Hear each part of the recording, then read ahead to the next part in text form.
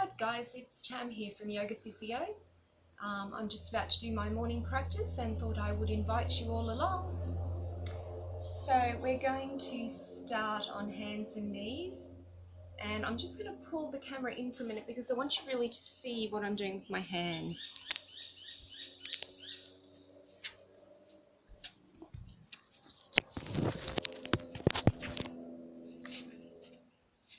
Okay, so hands a little bit ahead of the shoulders and a little bit wider than the shoulders. Now I've been working with this grounding the index side of the palm down. Okay, so often our hands look like this in our weight-bearing positions. And I want you to really try to ground that index side of the palm down. Look at what that does to the hand. Okay, it really spreads out those muscles. Okay, and I've had a lot of students that have had pain in the base of the thumb, what we call MCP arthritis. And I really think it's because of the gradual weakening of the muscle in the base of the thumb there. And this action of grounding down the ball of the index finger and separating the base of the thumb and the index finger really makes that muscle work. And I've just started noticing the onset of that pain, and it's completely gone with my focus on the hands in this way. So that's what we're doing. Grounding down the ball of the index finger. And feel the effect that that has up in the arm as well. So you're kind of really grounding down there, pushing the back of the chest up into the shoulder blades. And then bring your attention to the elbows. You can turn the arms in and out. And our neutral rotation for our shoulder is elbow creases facing together. So unless we're emphasizing one of the rotations for a reason, we're in neutral. Okay, and then feeling the strength in the arms, just going to begin bringing our attention into our body, arching and rounding the back. Breathing in as you arch, exhale, rounding, feeling the shoulder blades sliding on the back of the chest.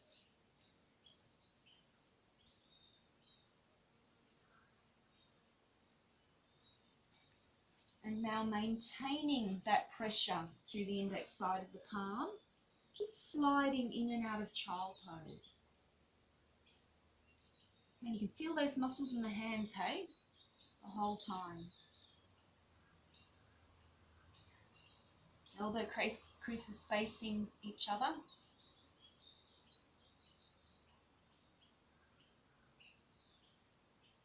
And then see if you can maintain that too as we press up into down face dog. Moving in and out of it with the breath, inhaling down, exhaling up. Push the back of the chest up into the shoulder blades.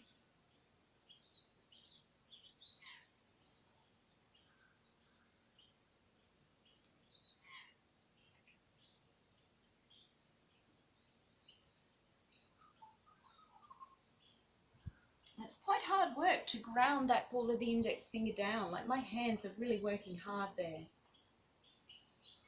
So have a little break for a minute, rest in child pose, maybe give the wrists a gentle turn.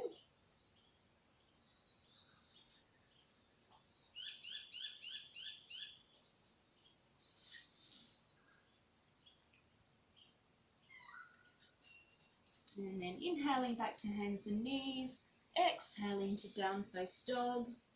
Look between the hands, step the right leg forward.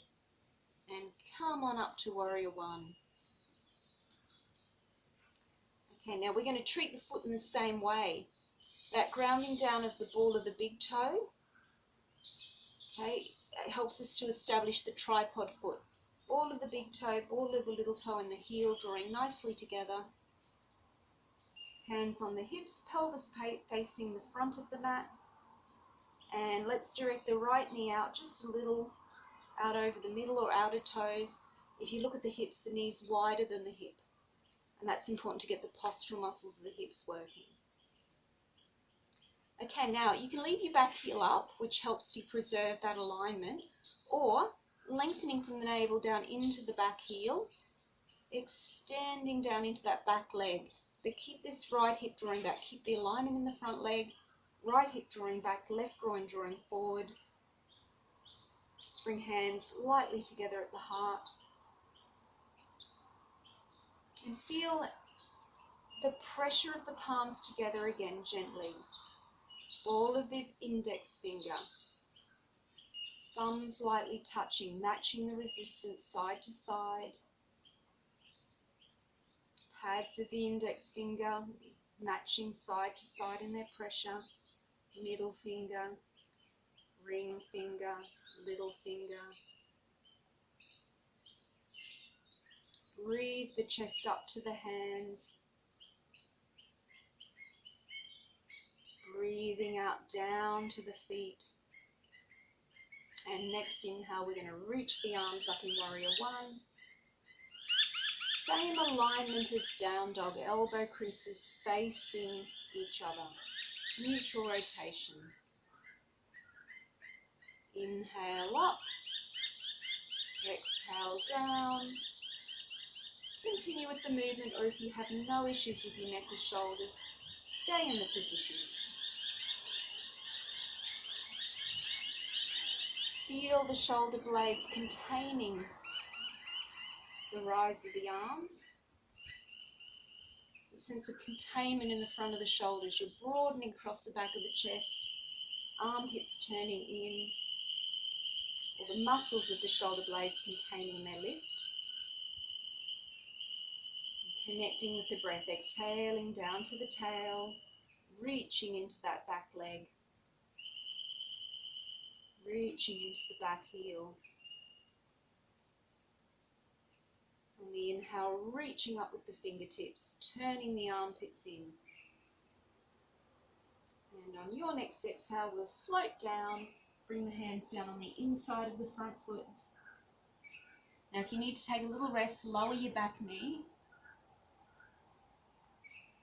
Okay, those of you that are happy to work a little bit stronger, come down onto your forearms now and lift the back knee and extend out to the heel. So nice strong opening through that front leg, hip and groin. Always staying connected with your breath.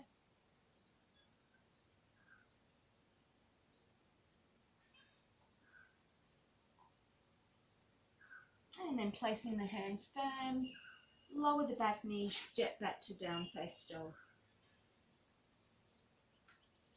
If you're happy to stay in down dog now, explore it a little.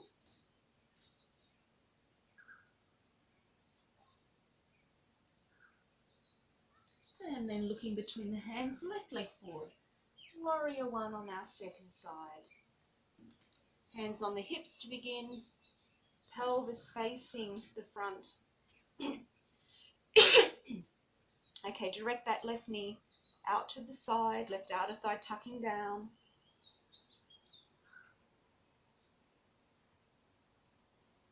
Lengthening from your navel out to your back heel. And if you like, coming into classical Warrior One, taking that back heel down and in. Bring the palms lightly together at the heart. Sensitive to where the hands are in contact. Really tuning in with sensitivity. Feeling the touch, the pressure, the amount of pressure of pushing the hands together. Shoulder blades broaden down. And then as you're ready, we're going to inhale, raise the arms up. Exhale them down.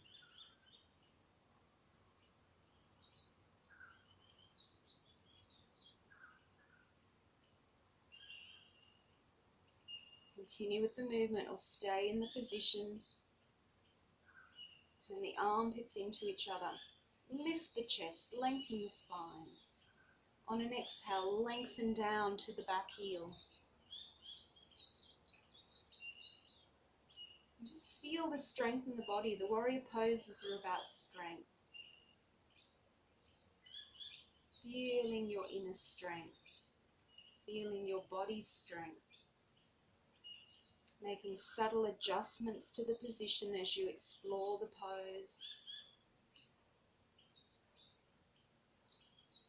And exhaling, gliding down, hands on the inside of the front foot. Lower the back knee if you need to take a rest. If you're happy to go deeper, or when you're happy to go deeper, maybe coming down onto the forearms. Lift the back knee, extend out to the heel.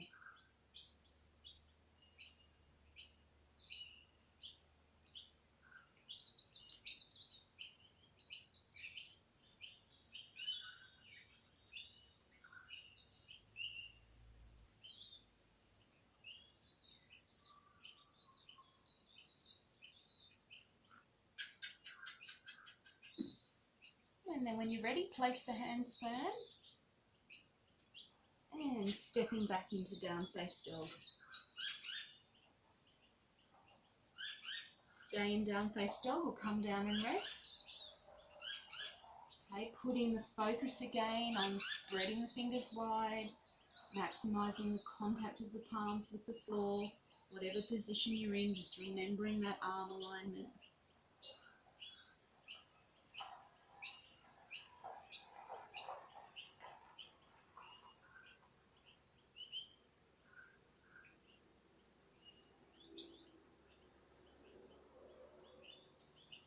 Okay, and once again, look between the hands, step the right leg forward. This time coming up and opening the pelvis out to the side. With Warrior One, our pelvis faces the front, the same direction as the front leg. With Warrior Two, the pelvis opens out as much as this right hip allows. And as you can see, the back side of the pose first here. Take your thumb into the groin. See how I tuck this outer thigh down. Preserves the neutral rotation in the hip, and the knees directed out slightly over the middle or outer toes. Okay, bring your other hand to your ribs and feel the opening that doesn't happen from the right hip happens by the turning through the waist. Okay, our heels are in line, so just making that adjustment if you need. And as you open out to the side, grounding down into that outer left heel. Okay, Warrior Two arms. Inhale the arms high and wide. To begin with, biceps up, palms facing up, and then turning through the forearms to place the palms down. Focus the gaze on the right middle finger. Now keep descending. Lead the descent from the back buttock. Keep grounding into the back leg. Okay, the front leg's the same as Warrior One. Okay. Position of the pelvis just different. The deeper you are in the pose, the harder your work, your choice. And then on an exhale, we're going to float the arms down, bring the hands down on the inside of the front foot. Okay, and this time we're going to stretch out through that front leg. Okay, keep the right outer thigh tucking back. And if you're happy to, just sitting on the edge of that opening, lying along that near straight leg, or if you're very flexible, leg straight. Just if you're straightening the leg, make sure you're not locking the knee back. I'm going to keep this feeling body on the inside of the leg. Really nice opener for the outer hip.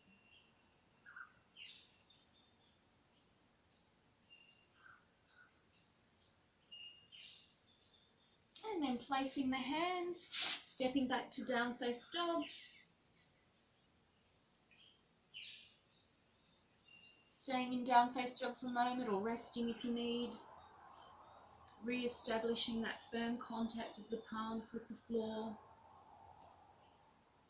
And then when you're ready, left leg forward, coming up, taking that back heel down, coming into Warrior Two on our second side. Left outer thigh tucked down. Okay, left knee, same alignment as Warrior One. Holding that knee out wide. Legs parallel to the long line of the mat. And the opening that doesn't come from the left hip comes from the turning through the rib cage.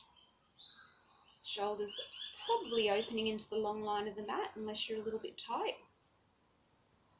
As deep as you're willing to be in the pose. Buttock bones are parallel to the floor, so tuck that back buttock down. Strong straight back leg. Inhale, arms high and wide. Check that the back arms parallel to the floor. Turn through the forearms to place the palms down.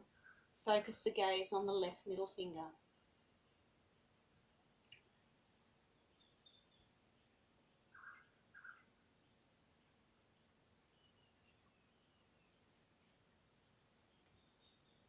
Feeling the strength in the legs. Bringing strength and stability to the mind.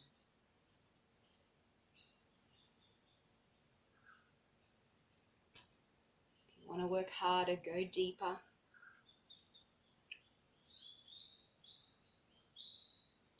And then on an exhale, bringing the hands down on the inside of the front foot, resting for a moment. And then stretching out through that front leg.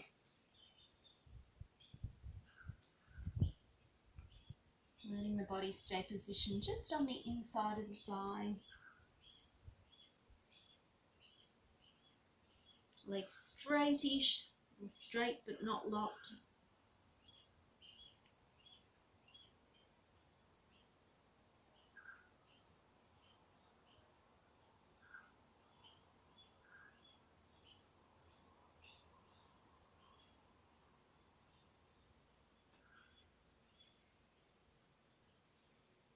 And then place the hands firm back to down face dog. Stay in down face dog or take rest in child pose or hands and knees.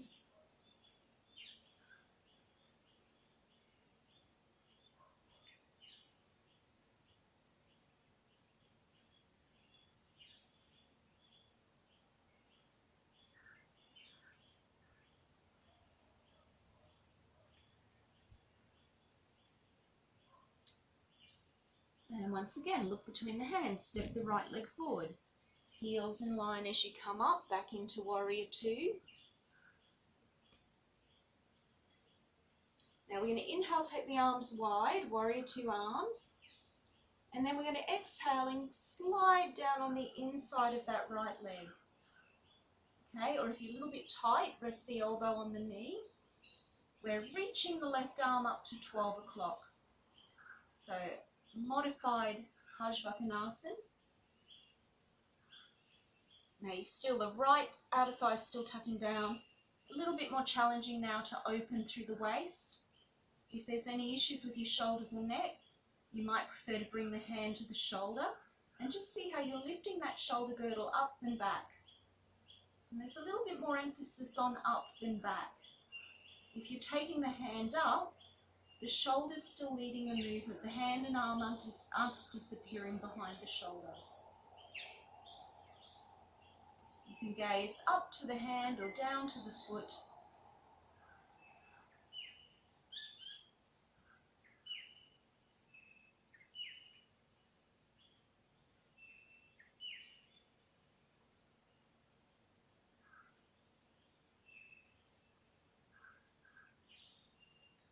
And then reaching down, bringing the hands down on the inside of the front foot.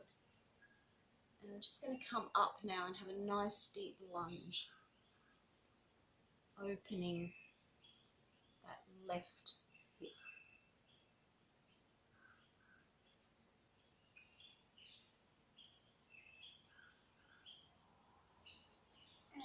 And exhale, place the hands firm, step back, down face dog. Down face dog, or taking rest as you need.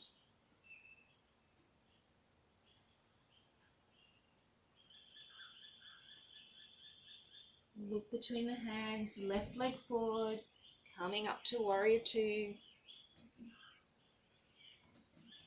Okay, inhale, arms high and wide. And then we're going to exhale and slide down on the inside of that left leg. Okay, and again, taking the challenge, getting this chest open, turning the right side of the chest to the sky. Okay, arm coming up, but shoulder blade leading. Don't look like this. Okay, if that's happening, bring the hand to the shoulder and facilitate with the hand to get that shoulder girdle lifting up and back.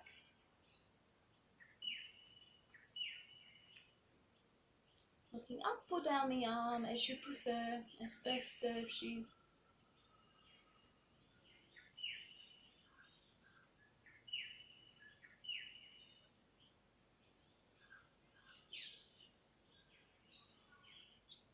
Strong straight back leg. Even breathing in spite of the effort. Sense that inhale and exhale are even in length. And then coming down on the inside of that front foot. Lower the knee. And coming up into a lunge. Nice deep lunge. Okay, watching the tendency, see the tendency I have to sink into the low back. Just keep that little bit of lift. The focus is on enjoying the hip opening, not excessively extending. Extending the back is the easy bit for most of us. Nice big breaths up into the chest. Make sure the upper back's contributing to that opening.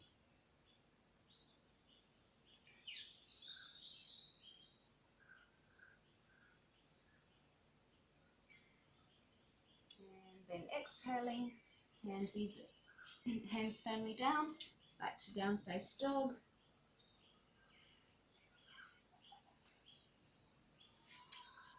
Okay, and from down face dog, just take a break for a minute. So lower back into child pose, and for a moment just sit between the heels if you can, and tip the pelvis forward and back.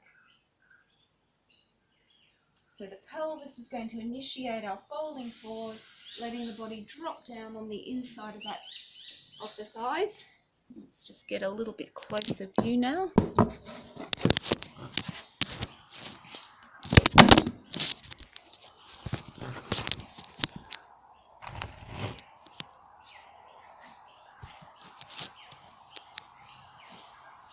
Okay.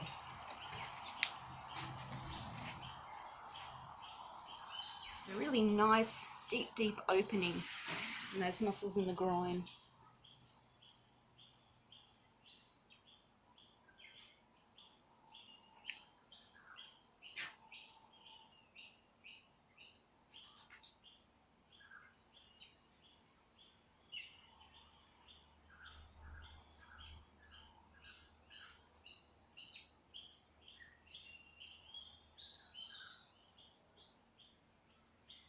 Okay, inhale, come up, place the hands firm.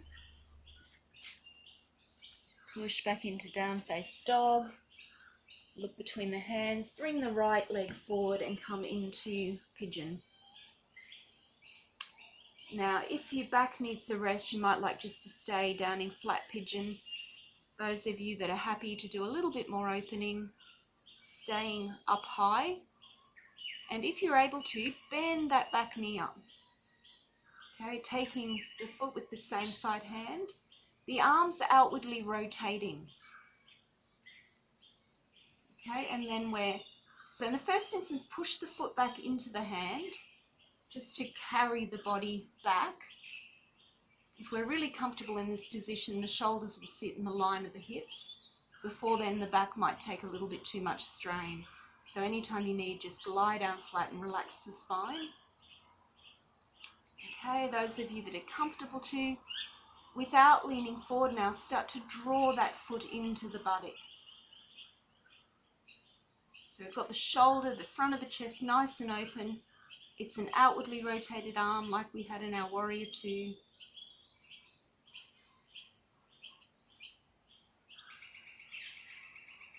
I'm just sitting on the edge of the opening, relaxing. The opening comes through persistence, not force.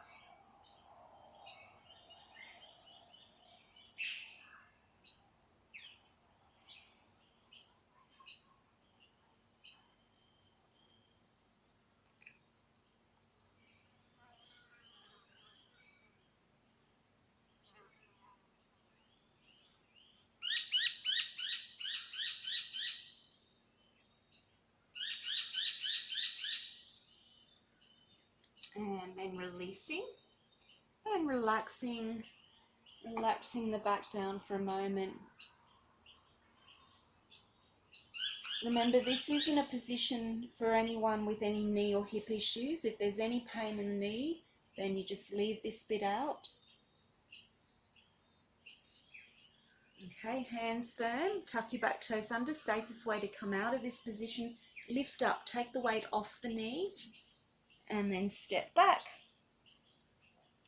And then second side, left leg forward,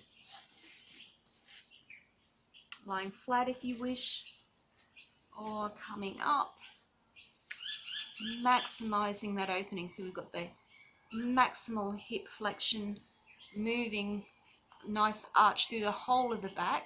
So not just the low back, you need to lift the chest and make sure the upper back's contributing to that back bend. That might be enough to stop there, or bending up that back leg. Okay, so see the openness in the shoulder. Watch the tendency to look like this. We've got to get that outward rotation to draw that shoulder up and back and down. Okay, so great demand for opening through this chest area. And then gently drawing that foot in towards the buttock, keeping the arm externally rotated. Look at you. You are a mess. Come here. Herbie, come here. Let me clean up your face. Look at you. Where have you been hiding that bone? Come here. Look at you. Go on, smile at the camera. The neighbour just gave him a big juicy lamb bone, which he's promptly buried. He prefers to have them when they're a little bit rotted and the worms have kind of eaten into them. Now I'm talking about you. He's a very happy puppy today.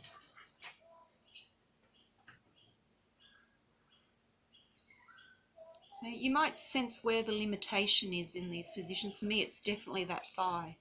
And we've just given the thighs a good little workout, so they're particularly tight. As best you can, try and keep the pelvis parallel to the front. Watch the tendency to roll out to the side.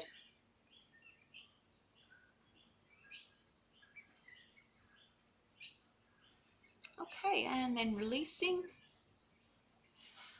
Hands firm, lifting up, tuck the back toes under, and lifting up and back.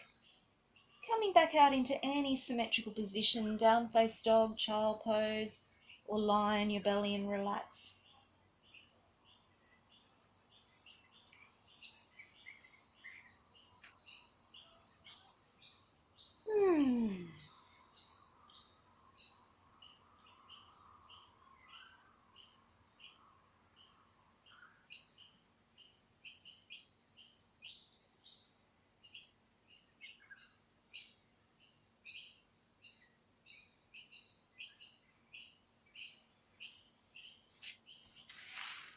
Okay, so we'll finish that sequence there. You might like to go on now and do some forward bends or something a little bit more relaxing, or you could just move out into your day. You could get on with whatever you want to do now. All right, I'll look forward to seeing you next time. Until then, bye.